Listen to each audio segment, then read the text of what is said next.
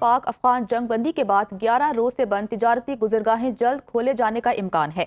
जराये के मुताबिक सख्त सिक्योरिटी क्लियरेंस के बाद चमन और स्पिन बोल्दक में सामान के कुछ ट्रक गुजरने की इजाज़त दी गई। कस्टम हुकाम का कहना है कि सिर्फ अफगान बाशिंदों को अफगानिस्तान ले जाने वाली खाली पाकिस्तानी गाड़ियों को वापसी की इजाज़त दी गई है।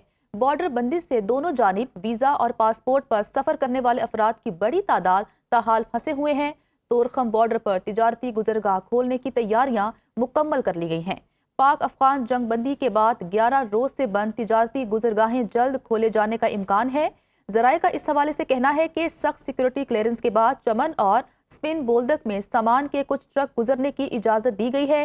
कस्टम हुकाम का कहना है कि सिर्फ अफगान बाशिंदों को अफगानिस्तान ले जाने वाली खाली पाकिस्तानी गाड़ियों को वापसी की इजाज़त दी गई है। इसी पर ही बात कर लेते हैं डेप्टी ब्यूरो चीफ गजाला नौरीन से। गजाला, बताइएगा इस बारे में कि किन किन गुजरगाहों को खोला गया है?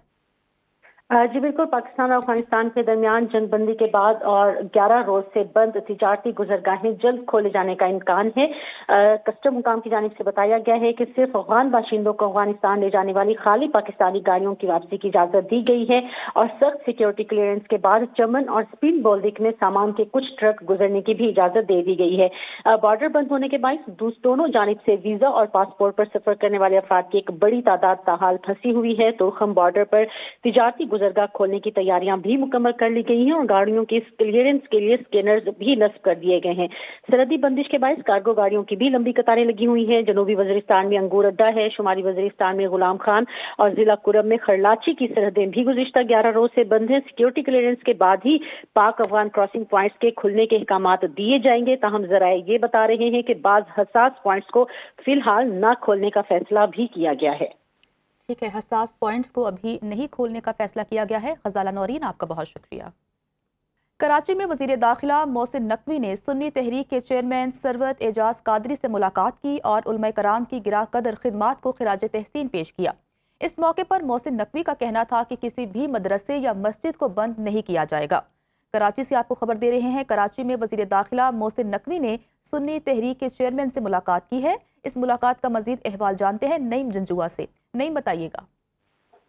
जी बिल्कुल, कराची में आज जो है वो वफाकी वज़ीर दाखिला मोहसिन नकवी की सुन्नी तहरीक के चेयरमैन मोहम्मद सरवत एजाज कादरी से मुलाकात हुई है। सिंध के सीनियर वजीर शर्जील इनाम मेमन और सूबाई वजीर जो है सैयद नासिर हुसैन शाह हैं, वो भी वज़ीर दाखिला के हमरा थे। मुलाकात में उलमा कराम की गिरा कदर खिदमात जो है उनको खिराज तहसीन पेश किया गया। मजहबी हमआहंगी और यकजहती को फरोग देने की जरूरत पर भी जोर दिया गया। इस मौके पर मोहसिन नकवी का कहना था कि मदारिस और मसाजिद की जो बंदिश के हवाले से प्रोपोगंडा किया जा रहा है, ऐसी कोई बात नहीं है। किसी भी मदरसे या मस्जिद को बंद नहीं किया जाएगा। दीन इस्लाम अमन और मोहब्बत का दर्स देता है। तशद्दुद और शरंगेजी की कोई गुंजाइश नहीं है।